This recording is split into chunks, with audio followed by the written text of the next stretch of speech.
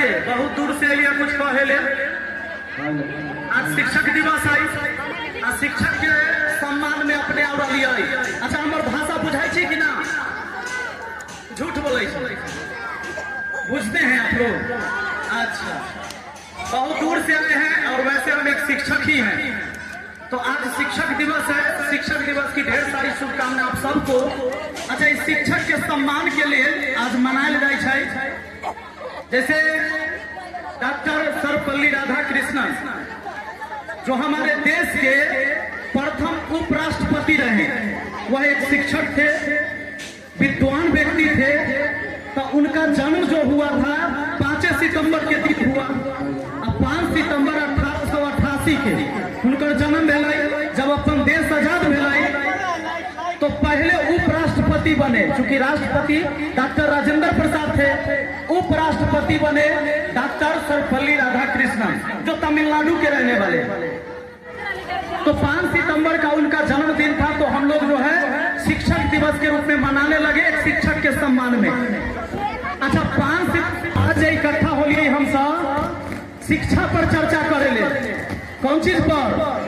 शिक्षा पर। शिक्षा बड़ा जरूरी है, शिक्षा बहुत जरूरी है।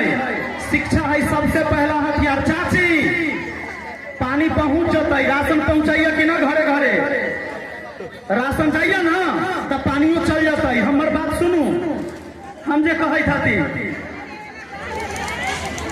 हम कहे छी शिक्षा बड़ा जरूरी है। शिक्षा ऐसा हथियार है जो समाज में जो एक समानता लाने की जरूरत है।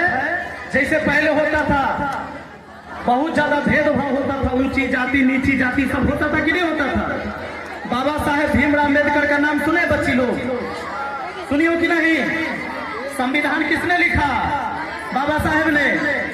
तो जब संविधान लिखाया देश की आजादी के बाद कि वह नियम कानून से ही पूरा देश चलेगा, तो उनको भी कहा जाता था निचली जाति के हैं। एक ही स्कूल में साथ में उस समय नहीं पढ़ने दिया जाता था, लेकिन उन्हें शिक्षा ग्रहण किया और उन्हीं का लिखा हुआ संविधान आज पूरे देश पर लागू होता है।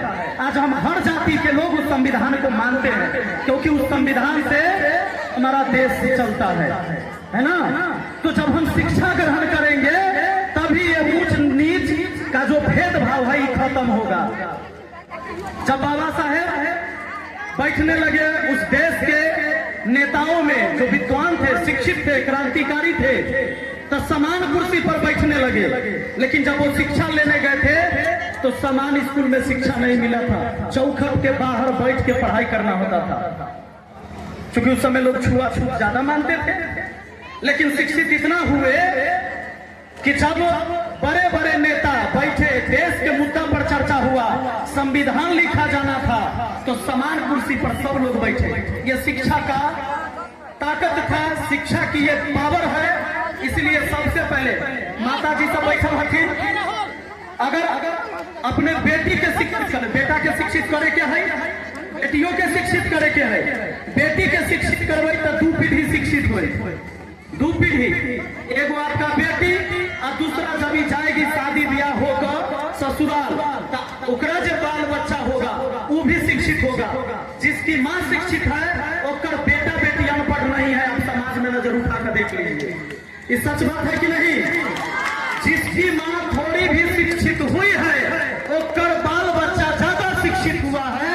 और यकीन के साथ हम आपको बता दें, हम 5 भाई बहन, कै गो भाई बहन?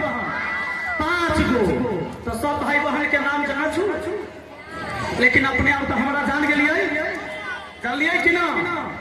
कौन दम पर जान लिए? शिक्षा के दम पर जान लिए। हम 60 लाख विद्यार्थी के पढ़वे छी। कै लाख? 60 लाख, 50 प्लस 10, 60 लाख स्टूडेंट को हम पढ़ाते हैं। ये जो नौजवान लड़के उधर खड़े हैं इसमें से लगभग स्टूडेंट होंगे, हाथ खड़ा करिए आप लोग। देखो ये नौजवान छात्र सब, इन सबको हम पढ़ाते हैं। अब हमारा जो लोग जानते हैं शिक्षा के वजह से जानते हैं।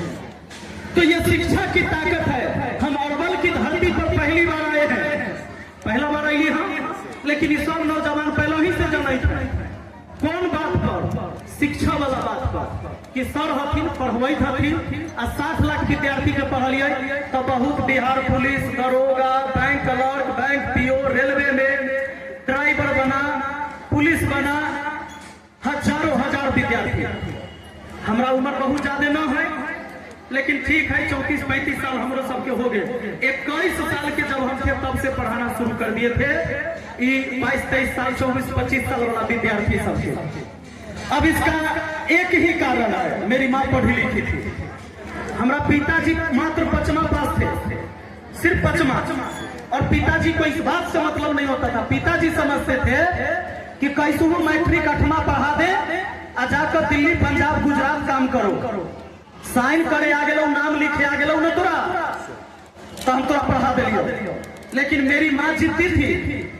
मेरी माँ एगो सिलाई मशीन रख के, सिलाई मशीन था घर में, सिलाई कर करके 5 बाल बच्चा को पाली, पढ़ाई लिखाई, उहे में हमहू हती एगो।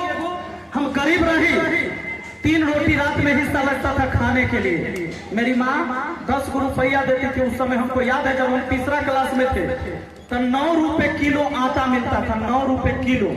तो 1 किलो आटा वही तो 5 भाई बहन और मम्मी है तो 6 गो हो गए, और पिताजी है, या पिताजी कभी आए कभी नहीं, हमको कोई मतलब नहीं रहता था घर परिवार से। हम उस परिवार से आए तो 3 रोटी का हिस्सा लगता था खाने के लिए। आ गरीबी में भूख ज्यादा लगे, 3 रोटी में पेटे न भरे। अब 2 रोटी में भर जाए पेट, लेकिन उस समय 3 रोटी में पेटे नहीं भरता था। लेकिन मजबूरी थी कि अगर हम 4था रोटी मम्मी से मांग ले तो बाकी भाई बहन के फिर 1 रोटी घट जाएगा। हम उस परिवार से आए हैं कि हम 8वां क्लास में पहली बार चप्पल पहने थे और 10वां क्लास में हम फुल पैंट पहने थे। लेकिन आज अब हम गरीब नहीं हैं। शिक्षा के दम पर हमने अपने परिवार का इतिहास बदला है। 7 लाख विद्यार्थी को पढ़ाते हैं। भारत के किसी राज्य में चले जाएंगे जहां हिंदी भाषा बोला जाता है तो हर गांव में 50 को नौजवान जरूर हमको पहचानते होंगे। घर द्वार, जगह, जमीन, गाड़ी, घोड़ा सब है जीवन में, कोई चीज की अब कमी नहीं है। हम गरीब परिवार में जन्मे जरूर थे, लेकिन अब मेरा परिवार गरीब नहीं है। और इस गरीबी से बाहर आने का एक सबसे बड़ा जो हथियार है वो है शिक्षा। इसलिए 2 रोटी कम खाइए, अपने बच्चों को 1 रोटी कम खिलाइए, लेकिन जरूर पढ़ाइए और स्कूल भेजिए। राशन जब मिले के बात होते तो ताली खूब बजते। हम अगर घोषणा कर दिया कि हमरा विधायक बना दू, काजल दीदी के विधायक बना दियो, तो सबके 2-2 लाख रुपया खाता में चल जाए, तो बाप रे बाप ताली पीट देवे ना। 5 किलो राशन के बदले जो 4 किलो मिले, काजल दीदी आ जाते तो 8 किलो हो जाए तो खूब ताली बजा देगा। हम इस देश में जन्म लिए हैं खाली भीख मांगे ले, हम खाली लेने के लिए बने हैं। ईश्वर करे कि हमारा इतना ताकत हो कि हम देने वाला बने, ऐसा ना होना चाहिए। ईश्वर हमको इतना ताकत दे कि हम लेने वाला नहीं, जब हमारा हाथ उठे तो देने के लिए उठे। एकरा लेल होइत बाल बच्चा के पढ़ावे के सरकार के ऐसा कौन योजना है जिससे गरीब आदमी को अमीर बनाया जा सकता? एक शिक्षा। एक बाद है कि राशन बांट दे, घर बांट दे, शौचालय बांट दे, तो आपकी गरीबी खत्म हो जाए। हमारे समाज में जितने लोग माताएं बैठी होंगी, किसी को आवास योजना से मिल गया होगा पैसा, प्रधानमंत्री आवास योजना, लेकिन अपने अमीर ना हो गए होते। उस पैसा से अगर दीवार उठा होगा तो उस पर छत नहीं होगा, किसी का ईंट आया होगा, गिट्टी आया होगा तो सीमेंट नहीं हुआ होगा। तो सरकार की ऐसी योजना नहीं है जिससे आपकी गरीबी को खत्म किया जा सकता है। और एक योजना है शिक्षा, तो शिक्षा पर सरकार है कमजोर। अब दोनों पार्टी के सपोर्टर रहिए। पिछले 2014 से अब तक लगभग 60,000 सरकारी स्कूल बंद किया गया या मर्ज किया गया। हम वर्तमान में मुखिया हैं, हम मुखिया हती अपने, हम खुद मुखिया है सलाह पंचायत के वैशाली जिला में। हमारे यहाँ भी एक स्कूल को मर्ज कर दिया गया, यानी एक स्कूल खत्म हो गया। सरकारी स्कूल लगभग 60,000 स्कूल बंद किया गया या उसको मर्ज कर दिया। चाची